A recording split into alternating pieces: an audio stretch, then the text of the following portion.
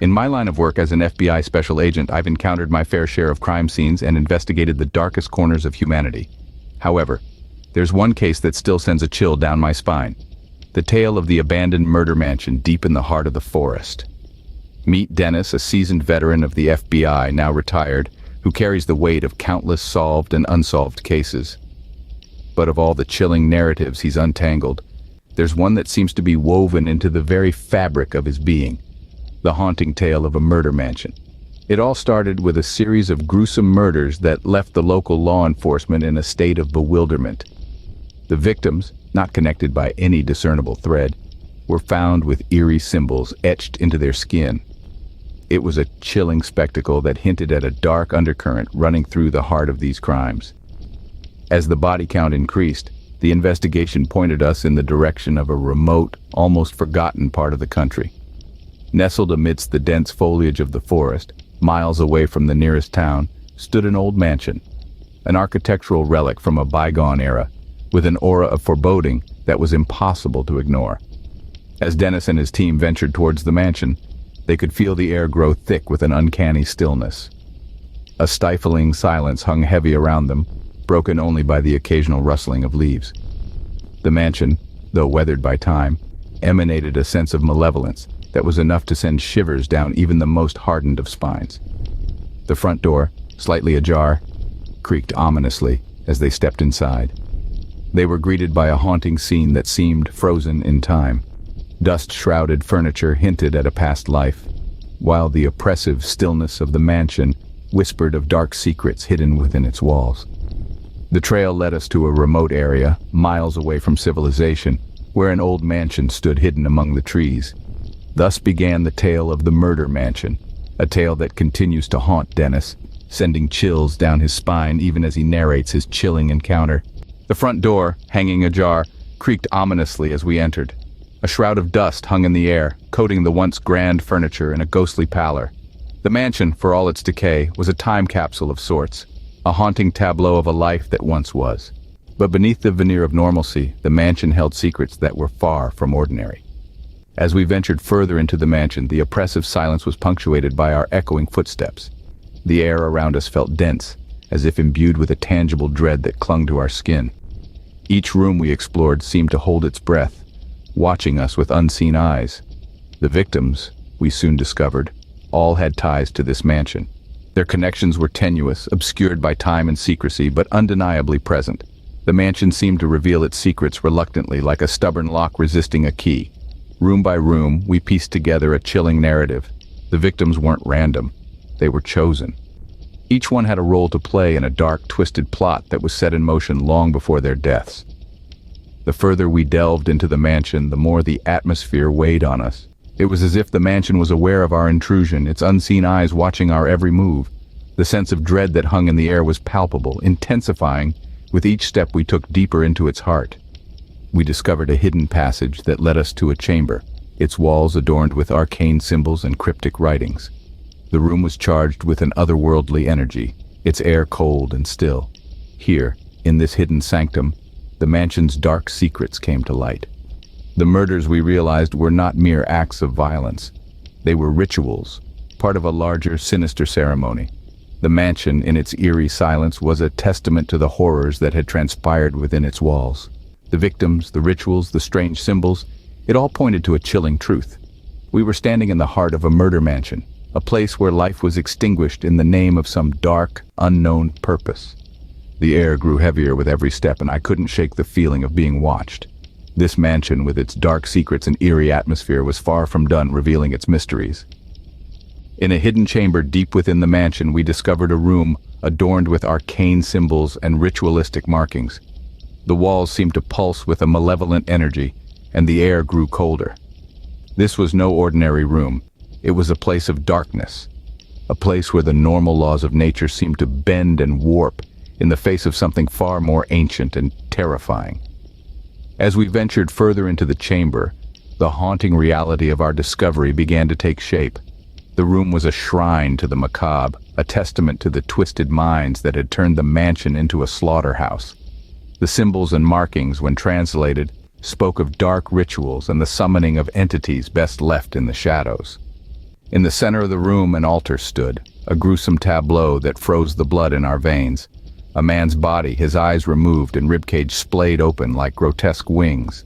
His outstretched arm held a chalice filled with a liquid so dark it seemed to absorb the light around it. The body was positioned as if in prayer, a chilling tribute to an unseen and malefic deity. As we pieced together the horrifying puzzle, the connection between the mansion, the rituals, and the murders became painfully clear.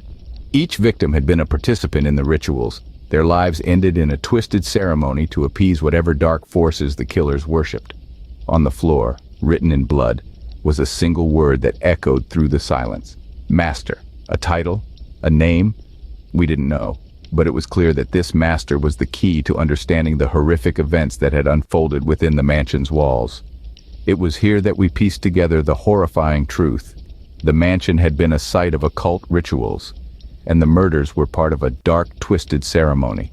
And as we left the chamber, the echoes of the rituals still seemed to linger in the air, a chilling reminder of the darkness that can lurk in the most unexpected of places. The deeper we delved into the investigation, the more the mansion seemed to resist our presence. As we began to unfold the mansion's horrifying secrets, it was as if the house itself became a formidable adversary. The mansion's stony silence was broken by inexplicable noises, a distant whisper, a sudden thud, an eerie creak. Each sound seemed to echo with a warning, a chilling reminder that we were trespassing in a realm that was not our own. The mansion, once a static backdrop to our investigation, began to come unnervingly alive. Doors would slam shut of their own accord, cutting off our paths of retreat. Rooms that we had already cleared would suddenly plunge into darkness, the feeble beams of our flashlights swallowed by the inky blackness. The mansion's once grand hallways turned into a labyrinth designed to disorient and confuse us. The air grew thick with tension, the oppressive atmosphere pressing down on us. The mansion seemed to breathe around us, its very walls pulsating with a malign energy. The temperature would fluctuate wildly, one moment freezing cold, the next blisteringly hot. The line between the supernatural and the tangible blurred. Rational explanations fell away, leaving only the inexplicable. We were seasoned investigators, trained to deal with the worst of humanity. But how could we fight against something that defied logic, that seemed to exist beyond the realm of our understanding? Shadows began to play tricks on our eyes. We'd catch glimpses of figures darting out of sight. A spectral presence, perhaps, or simply our minds playing tricks on us, fueled by fear and the mansion's oppressive aura. The mansion seemed to revel in our growing unease, its hauntings growing bolder, more aggressive. Each step further into the mansion felt like a descent into madness. The boundary that separated reality from the supernatural was eroding, and with it, our grip on sanity. We were caught in a chilling tug-of-war between our rational minds and the inexplicable horrors that the mansion presented. The line between the supernatural and the tangible blurred, and fear clawed at the edges of our rational minds. We brought the killers to justice, at least we thought we had. The suspects were apprehended and the mansion, once a symbol of terror, was sealed off. Yet an unshakable feeling of dread lingered in the air, a chilling reminder of the horrors that unfolded within its walls. The suspects were an enigmatic group, their faces void of any remorse or fear. Each time we questioned them, they responded in a chilling chant, repeating the same word over and over again: Master. It was a term that echoed in the gruesome crime scene we had discovered. The word was scrawled in blood on the floor of the ritual chamber, forming a haunting mantra that seemed to reverberate through the mansion even after its perpetrators were locked away. The lingering mystery that haunts me to this day is the vanishing of the body we found in front of the altar. The man, with his bone crown and angelic ribcage, had been posed in a grotesque parody of a prayer. His outstretched hand held a chalice filled with an almost black liquid, a sight that still haunts my nightmares. When our crime scene investigators arrived, there was no trace of the body. It was as if the mansion had swallowed it whole. This disappearance added a chilling twist to an already horrifying case. The mansion, with its dark secrets and malevolent energy, seemed to have one final card to play. The body was never found, and the mystery surrounding its disappearance remained unresolved. The case was closed, the killers were behind bars, but a part of me knew that we had only scratched the surface of this malevolent mystery. The mansion, with its arcane symbols and ritualistic markings, held secrets that went beyond our understanding. The lingering dread, the vanishing body, and the chilling chant of master, all were pieces of a puzzle that remained unsolved. I know it sounds crazy, but I can't shake the feeling that this man was the master they were chanting about. This man, whose body disappeared as mysteriously as it was found, was the final piece of the puzzle. His memory haunts me, a chilling reminder of the unresolved mystery that lies at the heart of the murder mansion. Dive into the abyss of the dark and mysterious, a realm teeming with gruesome goodies designed to make your stomach churn and toes curl. The Amazon affiliate link, waiting in the description, is your ticket to this world. Don't hesitate, explore the unexplored. Who knows, you might just find your new obsession. And so, our tale of the Campfire Horrors comes to an end. Until next time, sleep tight.